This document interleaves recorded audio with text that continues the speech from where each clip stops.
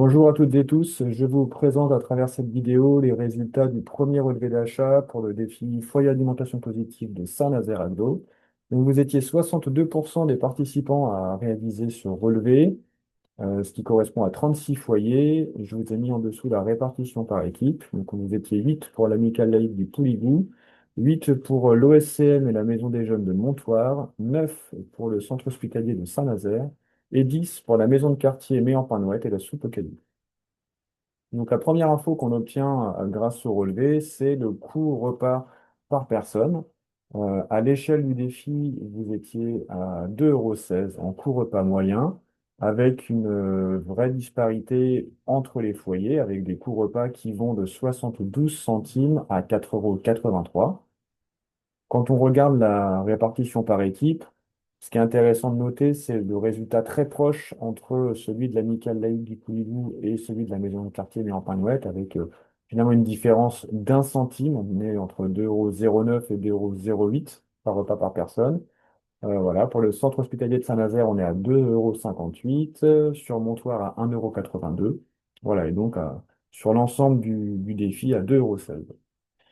En autre information qu'on obtient, c'est la répartition par catégorie d'aliments. Alors là, ce qui est assez frappant, c'est que pour une première, on n'a pas, les premières fois sur un défi, on n'a pas la viande et le poisson en première catégorie de dépenses. Là, ce sont les produits laitiers. Là, la viande et le poisson arrivent en deuxième. Je vous laisse ensuite observer finalement le reste des catégories. Là, moi, ce que je remarque en tout cas sur la viande et le poisson, c'est que habituellement, on est plutôt autour de 20 à 25% des dépenses. En France, sur une étude, je vous le marque en dessous, sur une étude réalisée par l'Agence Bio en 2021, c'était plutôt 30% des dépenses calées pour cette catégorie. Donc là, ça veut dire que dans vos habitudes alimentaires, eh bien, les protéines animales sont quand même réduites, voilà, en comparaison avec les moyennes nationales et même sur les autres défis qu'on réalise habituellement.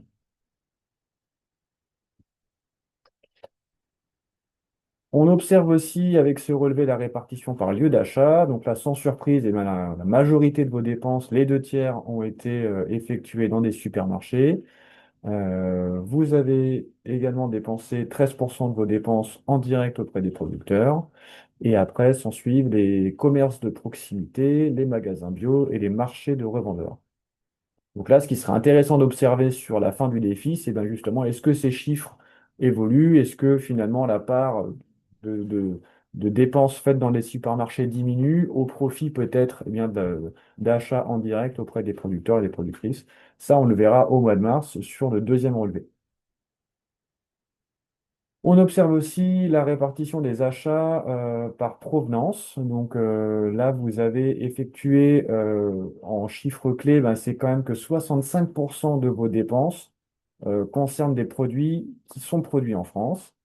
Voilà, donc une minorité pour les produits internationaux. Et quand même, je vous en parlais sur les temps de lancement, on observe qu'il y a 11% de vos dépenses qui concernent des produits dont on ne connaît pas la provenance.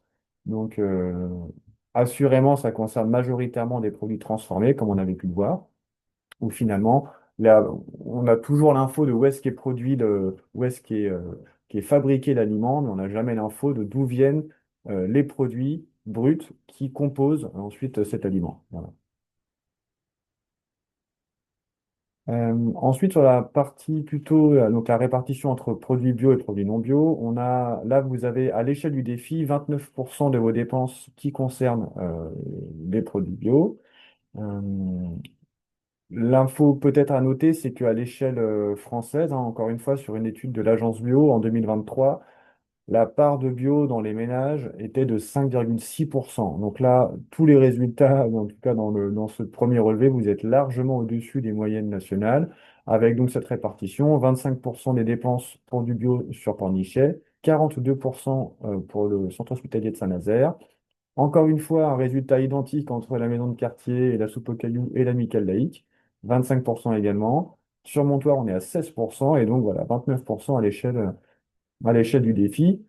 Un peu comme tout à l'heure, pour la question des lieux d'achat, ce sera intéressant d'observer justement ces questions d'évolution, de voir si ben voilà, il y a une évolution entre le début et la fin du défi. Et donc, je vous propose eh ben voilà, de vous donner rendez-vous le 1er mars pour le deuxième relevé, qui permettra donc de mesurer s'il y a des évolutions dans vos modes de consommation, à la fois les modes d'achat et enfin, la question des lieux d'achat et puis des aliments entre le début et la fin du défi. Et je rappelle que peu importe d'où on part, l'objectif du défi, c'est bien de prendre du plaisir et de faire évoluer sa consommation vers plus d'aliments bio, locaux, de saison, tout en respectant son budget. Et là, très prochainement, vous allez donc, pour certains, vivre votre atelier, enfin participer à l'atelier avec Solène Diététique Nutrition. Vous aurez ensuite les ateliers cuisine et après, je vous renvoie toutes les infos là rapidement sur donc les ateliers bonus qui ont été définis et les visites de ferme. Voilà, je vous envoie ça très rapidement par mail. Eh bien, à très bientôt.